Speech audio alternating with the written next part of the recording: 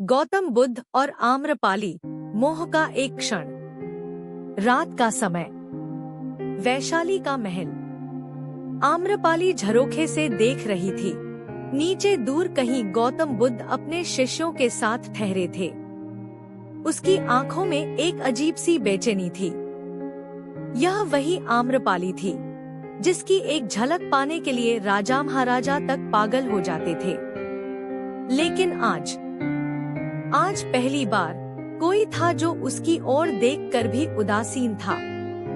आम्रपाली ने एक दासी को बुलाया, गुरुदेव को संदेश भेजो कि वे मेरे महल में विश्राम करें। कुछ घंटों बाद बुद्ध महल के एक साधारण कमरे में बैठे थे। आम्रपाली ने अपनी सबसे सुंदर पोशाक पहनी, हल्की सुगंध हवा में घुल गई। वह धीरे धीरे बुद्ध के करीब आई।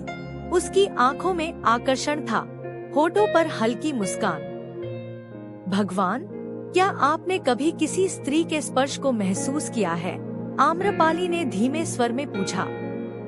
बुद्ध मुस्कुराए। जिसे तुम स्पर्श कहती हो वह केवल देह का आकर्षण है, लेकिन असली स्पर्श आत्मा का होता है। आम्रपाली कुछ पल चुप रही, फिर धीरे से उनके करीब बैठ गई। उनके बीच कुछ क्षणों की खामोशी रही, लेकिन यह खामोशी ही सबसे ज्यादा गहरी थी।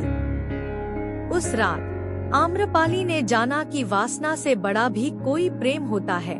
एक ऐसा प्रेम जो आत्मा को छू जाए, लेकिन देह से परे रहे। अगली सुबह आम्रपाली ने बुद्ध के चरणों में सिर झुका दिया और सदा के लिए अपना जीवन त्याग कर वैराग्य के पथ पर चल पड़ी।